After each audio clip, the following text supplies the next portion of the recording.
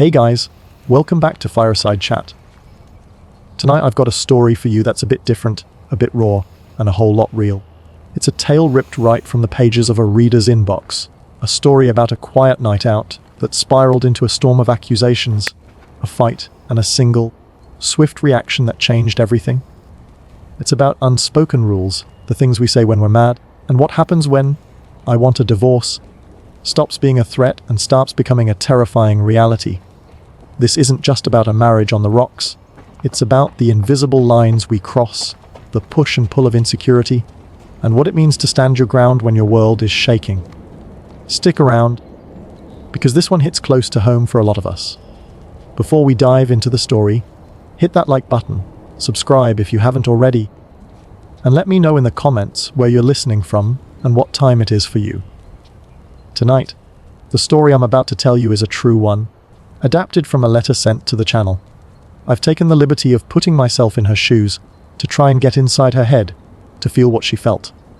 So, for the next few minutes, this is her story, but it's told as if it's mine. We've all been there, right? That moment at a wedding when the music is a little too loud, the conversation is a little too good, and the drinks are flowing. My husband, let's call him James, and I were at a wedding. We've been together since 2018, married a few years, and we have a 4-year-old who pretty much runs our lives. We're in that phase of life where a night out without the kid feels like a luxury, a brief return to our pre-parent selves. James had a few drinks, not sloppy drunk, but a solid buzz going. The kind where the edges of the world are a little softer, and the filter is a little thinner. We were sitting there, eating dinner, when my phone buzzed. A notification from Facebook Messenger. I glanced down. It was an old client, a guy I used to cut hair for back in 2014. He'd messaged me the day before, asking for advice for his daughter, who was interested in starting her own hair business. This was just a follow-up. Nothing to it. I didn't think twice about it. My phone was on the table, face up. James, with that eagle eye of his, saw the notification. "Who's that?" he asked. "An old client," I said, still focused on my plate. "He's asking for business advice." And that's where things took a left turn. "You didn't tell me he messaged you yesterday," he said. The tone shifted. The soft edges of the night hardened. I was taken aback. "It wasn't a big deal," I said, a little confused. "He was just asking for advice." I quickly pulled up the messages, ready to show him. "Look, it's just about business." He wouldn't look. He just shook his head. "If a woman messaged me, you'd be mad," he stated, as if it were a universal law. "I might be at first," I admitted, trying to be fair. My initial reaction to seeing an unknown woman pop up on his phone might be a bit of a "what's the deal" moment.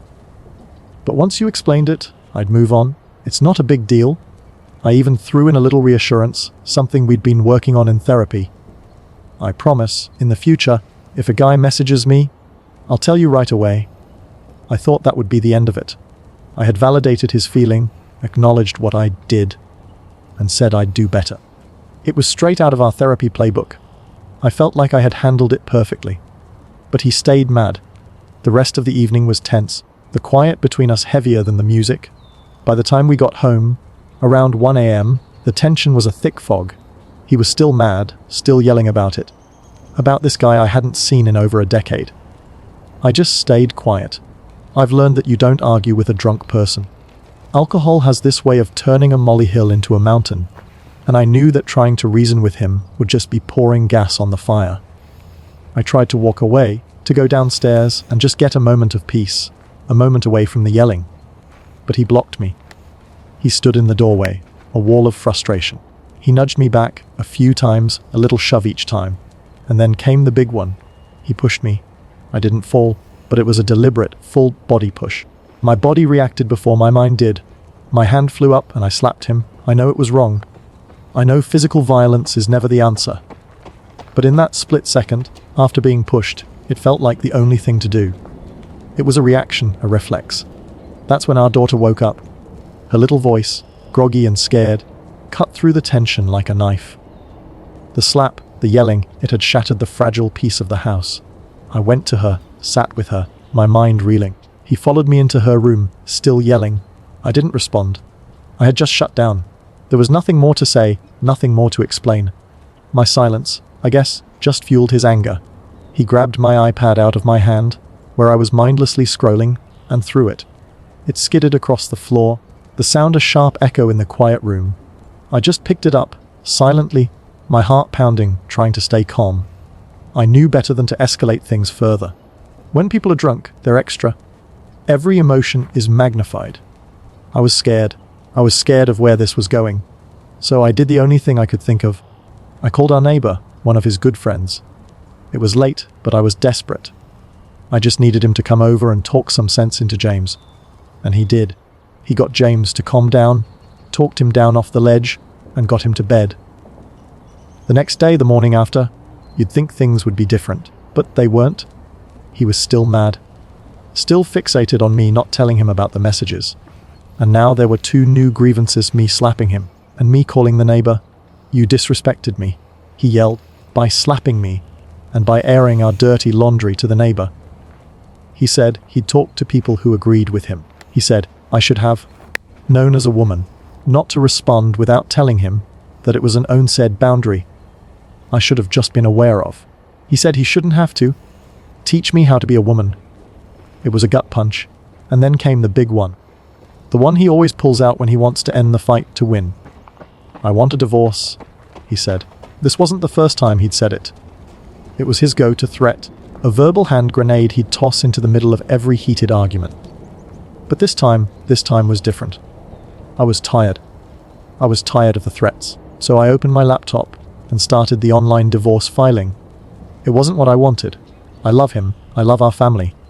But I was done with the threats. It felt like a line had been crossed, a boundary I needed to enforce. Hours later, he came downstairs, a little calmer. He started a sentence with, "If we decide to divorce her." I cut him off. "No," I said, my voice steady. "There is no... You said you wanted one." So I started the paperwork. I told him I wasn't going to hold him in a marriage he didn't want to be in, especially not over something so small. He was shocked, genuinely shocked. He said people say things in anger. He said I was being nonchalant, that I didn't respect him. I wasn't being nonchalant. I was heartbroken. I care very much. I'm just not argumentative. I'd reached my breaking point.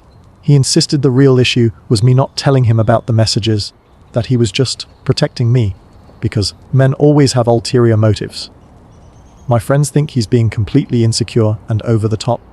They get him asking who was messaging me, but everything after that, excessive, they said. I've apologized for calling the neighbor, but at the time, I was genuinely scared. Scared of him, scared for our daughter.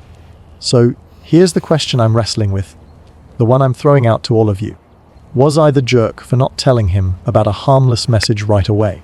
And was I wrong for taking him seriously and starting the divorce filing after he'd threatened it one too many times? What do you think? Were there unsaid boundaries I should have known? Or was this a massive overreaction fueled by alcohol and insecurity? Let me know your thoughts in the comments below. I'll be reading them.